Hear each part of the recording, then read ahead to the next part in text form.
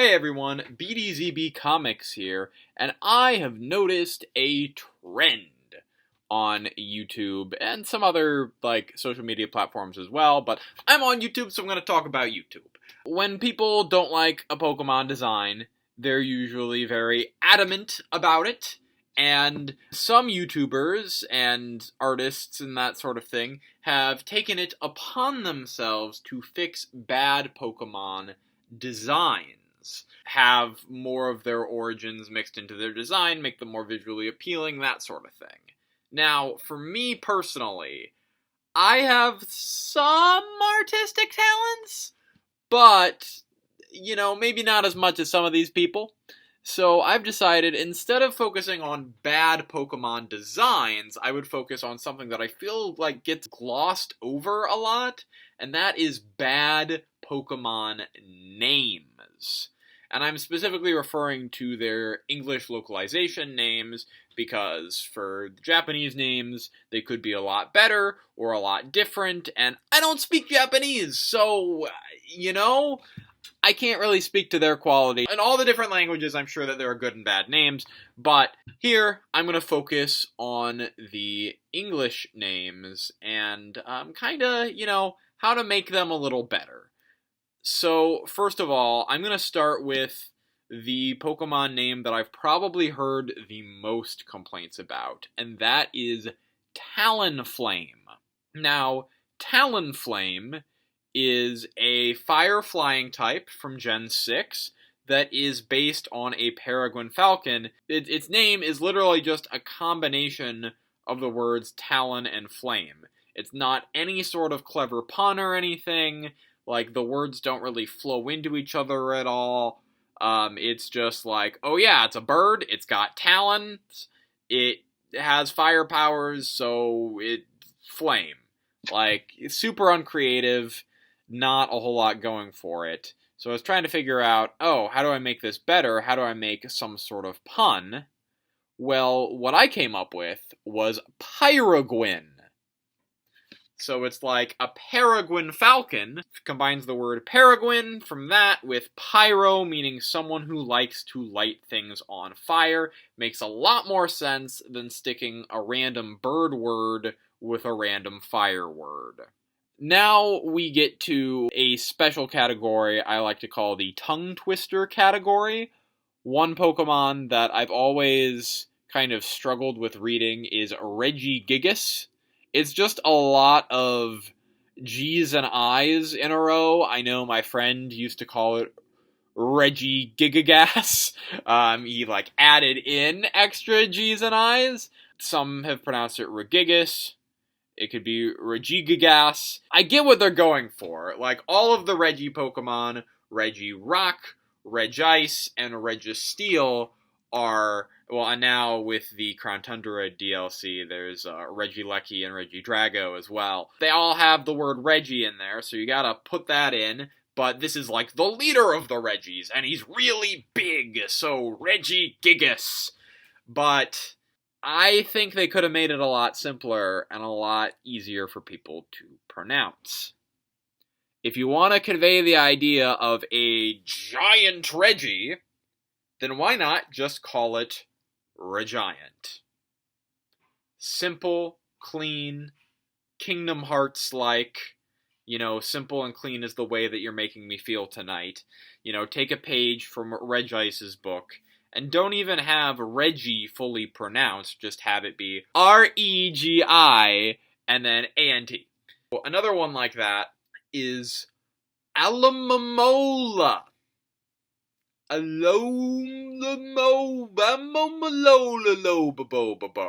It's dumb.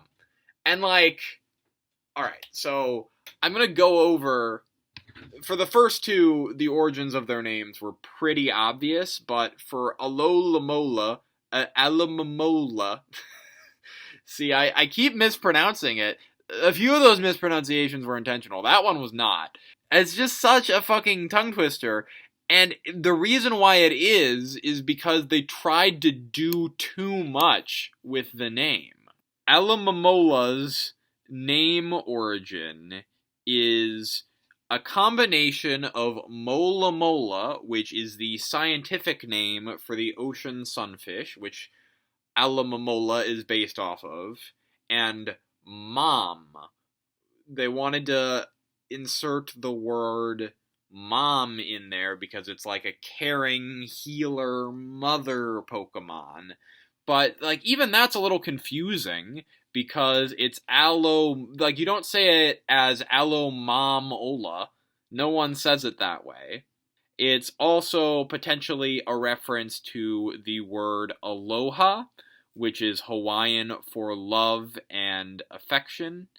It's also hello, goodbye, but, they use it for a lot of different things out there. Since this is, a tropical sunfish, it's like a symbol of Hawaii sort of thing. And the other reason why it's got such a long, stupid name is because they're trying to get clever and make a palindrome. And I think palindromes can work for Pokemon names. Like, I do like Girafarig, but that's, nice and easy and simple to pronounce. J-ra-fa-rig. Each syllable's distinct, whereas A-lo-mo-mo-la. You got two momos in a row, you got al and lo and la. They're all very similar. It doesn't make sense. So I think they were doing too much with the name, and I think simplicity is the way to make it better. So instead of doing all that, just take the general body shape, which is a heart, and the word aloha, get that tropical feel in there, and just call it Alohart. Simple. Simple, clean. Kingdom Hearts. Another Pokemon that has kind of a mouthful of a name is Crabominable. I get what they were going with. I totally get it. It's the evolved form of Crabrawler, and they wanted to keep the crab prefix in there. So it kind of, Crabrawler into Crabominable. Crabominable. Crabababababamole. But, it's just a fucking mouthful. It's based on both the Yeti crab and, an actual Yeti. So, an abominable snowman. So, you gotta fit those words together. And if you want to put the whole crab in there, C-R-A-B, then I don't know of another word. I guess maybe Crablizzard or something, but that doesn't quite convey that it's a Yeti. So that probably is the best choice if you want to fit the whole word crab at the beginning. But I don't think that's necessary. I think just the first three letters, the cra, gives it a lot more versatility, and it still, connects the two forms together. So, what I came up with was Crasquash. And you might be thinking, don't you mean Crasquatch? And I say, no, because in this case, I'm actually working in more references than Game Freak did. Oh yeah! Not only is this a combination of crab and Sasquatch, it is a combination of crab, Sasquatch, and squash. It's got these big honkin' claws that it just hammers down with, squishes its opponents. So put three different words in there. For those uninitiated, Sasquatch is a name for Bigfoot. It's another name for Bigfoot, and Bigfoot is very Yeti-like. So I think this combination of words works a lot better than Crabominable. Alright, so next on the list, we have Cofagrigus, which not only is a Pokemon that gets mispronounced a lot, many people, myself included, have mispronounced this Pokemon as Cofagrigus. But you'll notice the syllable that was emphasized there is F-A-G. What were they thinking? Cofagrigus isn't alone in this. There are a couple of Pokemon that are not tradable through the global trade service if you give them their default names. I know that, the Bulbasaur line, I think, A-U-R or something is some, like, slur in German or something. But, like, this is the English name for this Pokemon. And they just put, like, the F word in the middle of its name. Like, what? So, I think an easy way to avoid this, and the reason why it's called Cofagrigus, and I'm going to do the same thing that I did for Alomomola, and pull up the origin for its name here, so give me just one moment. Cofagrigus. It comes from coffin, sarcophagus, and egregious. It may also come from the word grim. I get what they were going for. I mean, it is a spooky sarcophagus. So I think if you can work the word sarcophagus in there somewhere, like, that's a thing you should do. But I think there was a far easier way to do that, and, like, refer to the spooky part of it as well. Sarcophagast. It's easier to pronounce, it removes the naughty word, and it has the same general meaning as Cofagrigus. It still conveys a spooky, haunted sarcophagus, but it's less of a mouthful, and yeah, you can trade it publicly without any issue. Sarcophagast. And that's with a PH. Now, you've made it this far in the video, and you might be thinking, well, yeah, I mean, of course the English names are stupid for these Pokemon. They're from the later gens. They aren't from Gen 1. They aren't what I grew up with. Well, are you in for a treat? The remainder of my list is entirely from Gen 1. I'm not saying that, like, all Gen 1 names are terrible. Nothing of the sort. And I'm not saying that, you know, the vast majority of later generation names are great. But I was able to, when I was, like, looking for bad Pokemon names, I was able to fill out the list with a lot of Gen 1s. So, here we go. This is a bit of a controversial pick, I feel, because this is a very popular Pokemon, but Gyarados, according to Bulbapedia, its name derives from Gyakusatu, meaning massacre or slaughter, or Gyakyo, meaning hardship or adversity. These are both words that relate to the creature's violent nature and the hardship it experienced during evolution. In addition, Gyaku means reverse or contrary, referring to how Gyarados evolves from a weak Pokemon to one capable of destroying cities. It may also involve Arashi, meaning storm, Arasoi, conflict, referencing how it appeared during wars, and the last part may be Odosu, to threaten, again owing to Gyarados' violent nature. It could also combine gallant, Gyarantu, and Dosu, antiquated slang for a crudely made short knife. Like, that's fine, but it's a little weird, don't you think? Generally speaking, apart from the legendaries and the Pikachu clones, every Pokemon gets a localized English name, whereas Gyarados, it keeps its Japanese name.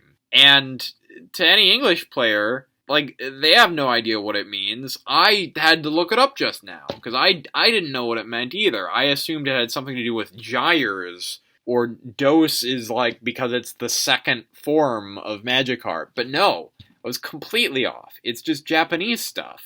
And the other thing is, like, it's unintuitive to spell. It's Gyarados. Like, if you see it, you would think Gyarados. If you had to spell it, you would probably go Garados.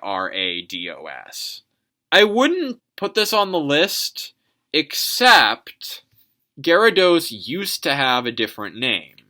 This is a fun little bit of Pokemon trivia here. There was a beta for Pokemon Red and Blue, an English beta for the first ever Pokemon games, and a few of the Pokemon had different names in that game.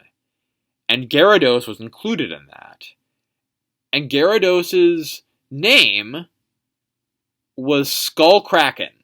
Now, it's a combination of Skull, because he's got kind of a big head, and Kraken, like crazy sea monster. But it's also a pun. It's like, it'll crack your skull. It's Skull Kraken, which I think is just great, and I think they should have stuck with, and I think it's a little weird that they decided, nah, let's skip out on the badass name, just give it its Japanese name, whatever. I think that was a real missed opportunity there.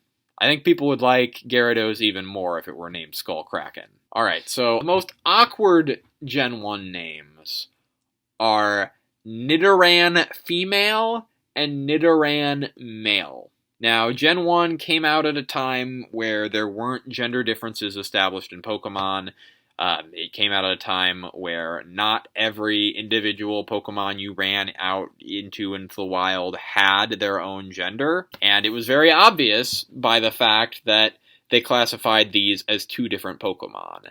Now, if the subject of this video were just how to fix Pokemon generally, then I would say, don't change the name at all, just retcon these being two separate Pokemon and make them just a gender difference, and then their evolved forms are different, but pull like a Meowstic sort of thing. But that's not what this video is about, so if they decide to keep these as two separate Pokemon in the Pokedex but still want to change them for some reason, here is my proposed solution. For female Nidoran, we have to keep the Nido theme, because it goes Nidoran, Nidorino or Nidorina, Nido Queen or Nido King. So Nido is important, and I think going from Nidora something to Rhino or Rena makes sense. We just gotta change what R word we're using there. So I think for the female form, I'm going with Nidorunt, because it's a bit smaller than the male form of Nidoran, and it's a very small Pokemon overall. And this is just generally a good name because both first stages of the Nidoran line are seen as the child forms. And I know Nidorunt, that's not necessarily a gender-exclusive term. There could be male runts, there could be female runts, whatever. But it'll make more sense once you hear the male one's name. Now, for the male one, I'm going with Nidorascal.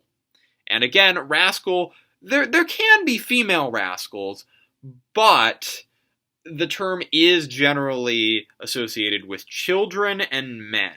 The definition of Rascal that showed up on Google when I searched was a mischievous or cheeky person, especially a child or man. You could call a small girl a rascal.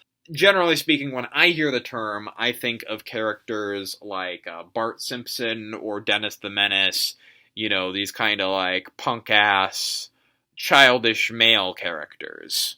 Those are the names I went with. I thought about doing something like Nidorat or Nidorodent, but there's not really enough gender connotation to either of those to have it make much sense. You want to, communicate the gender difference, but you don't have to make it as obvious as Nidoran male, Nidoran female. Alright, last but not least, these Pokemon are some of my least favorite Pokemon of all time. I think that their design is just really uninspired. They're just seals with horns on their heads. If you got rid of the horns on their heads and just had them in any other, cartoon, you would just think of them as normal seals. You wouldn't think of them as Pokemon at all. And I don't think that changing their names entirely fixes that. I think that there are some fundamental design changes that need to be implemented for these to be fully redeemed in my eyes, but you can do a lot better than changing one letter of an animal's name and calling it a Pokemon. In Dewgong, I think you changed 2 letters of an animal's name. Ooh, super clever. Super nice. But, yeah, not really impressing me. So, for Seel, I changed its name to Blubber. And that's with 2 R's instead of BBER. It's not the most creative name in the world. It's better than Seel, I'll tell you that. But it combines Blubber which is, something that seals are known for, like protective coating to keep them warm, with the cold habitats in which seal, both the Pokemon and the animal, occupies. You find it in the Seafoam Islands where it's nice and cold. You find it in the Arctic where it's nice and cold. And, yeah, blah burr. And then for Dewgong, and Dewgong, to me, makes even less sense than Seel. It's even stupider than Seel, because at least with Seel, yeah, they changed one letter of an animal's name, but at least the animal's name that they changed, like, it's clearly supposed to be that animal. Dewgong is based off of the word dugong, which is D-U-G-O-N-G, and that's another word for manatee, which, okay, I get it, this is like an ocean mammal sort of thing, but does this look anything like a manatee to you? No, it's just like a longer, sleeker seal. What sense does that make? Oh, and the D-E-W in Dewgong, that's like the morning dew, which I guess is wet, but, like, Dewgong, it lives in the Arctic. There's no dew, it's all snow. What? Yeah, you want to take a water word and combine it with a seal-related word, but those are, like, the worst choices you could have made. Those two words have nothing to do with this Pokemon's design. So, the two words I chose were Pinniped, which is the family that seals, sea lions, and walruses come from, and Pool, like a small formation of water. Put it together, you get Pinnapool, which has a lot more in common with Dewgong's design and origins than manatees or Dew ever would. I know that this was a little rambly, but I hope you liked some of my ideas for new Pokemon names. If you have any of your own ideas, be sure to leave them in the comments. Also, if you have any Pokemon that you hate the names of that you would like to see me come up with new names for, I would be absolutely happy to do that. Just leave them in the comments. And yeah, I do have some ideas for a future video like this. Not of new names, but of Pokemon whose names I would want to fix. But in the meantime, this is BDZB Comics signing out.